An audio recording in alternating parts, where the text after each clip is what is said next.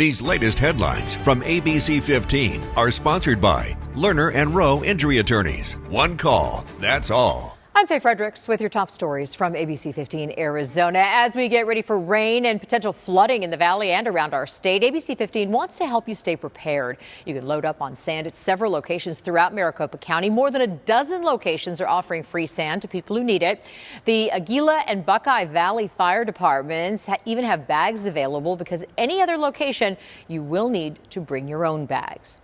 3 people were rescued from a steep canyon after officials say their vehicle went off a cliff. This happened on the 88 near Apache Trail. Superstition Fire and Mesa crews found one person about 40 feet down a slope and 2 other people more than 350 feet below in their car. Rescue teams used ropes and a helicopter to reach all 3 of those patients. 2 of them had to be airlifted to a trauma center in critical condition. The rescue operation taking nearly 4 hours to complete.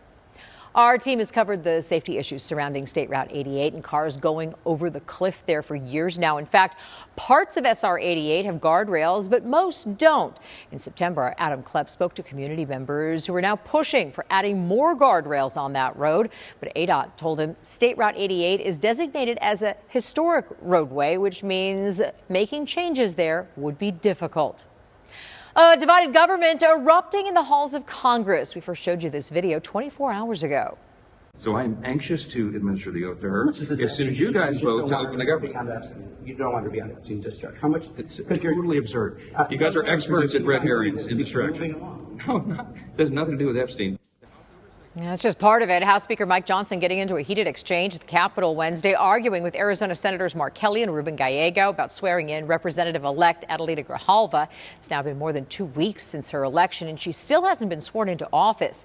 Rachel Louise Just with the ABC15 political team following up tonight, speaking directly to Grijalva about what's holding up her swearing in and why she believes it's connected to her vote on the Epstein files.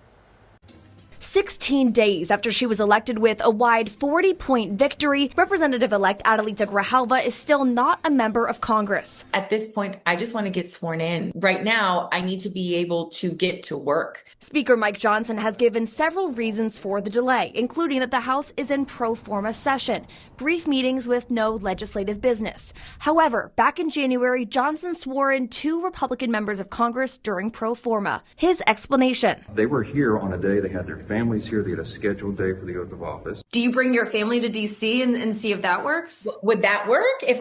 Speaker Johnson, will that work if I take my family, my 3 kids and my husband and we stand on the floor? Johnson now says he'll swear Grijalva, a Democrat, in once Congress returns after the government shutdown. It's unclear when that'll happen. Grijalva suspects she knows why her swearing in is being delayed. I will be the 218th signer to the discharge petition for the Epstein files, which basically what that means is this speaker has not wanted to call the vote on the House floor. Until she's sworn in, CD7 residents have no representation in Washington. Representatives Greg Stanton and Yasamin Ansari are handling some constituent cases for Grijalva until she's sworn in. But Grijalva says there are urgent issues she cannot address. We're looking at potential flooding here in CD7, and this would be an opportunity for me as the member of Congress to advocate for FEMA to bring out additional resources before we have catastrophic results. And I can't do any of those things until I am in office. I am a citizen. I have no authority to ask FEMA to do anything. Grijalva will take over the CD7 seat held by her father, Raul Grijalva, who died in March. Rachel Louise Just, ABC15 Arizona.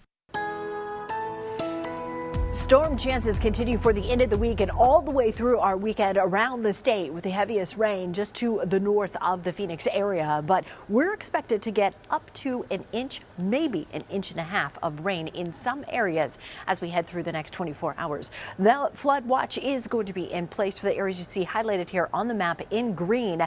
This is in place all the way through Saturday evening. It has not been extended into Sunday, but could be as we head into this weekend and we see how much rain we are really really getting. 64 tomorrow in Flagstaff, 79 in Sedona, 95 in Phoenix, 71 in Prescott, 86 in Globe, 71 in Show Low, and 90 for you in Bullhead City. The extended forecast, we will still have a weather action day on your Saturday, and then we're going to see those temperatures dropping. Temperatures hitting those 80s with those showers as we head into our Saturday afternoon. We're staying with temperatures in the mid to the upper 80s all the way through the week as we slowly start to dry things out.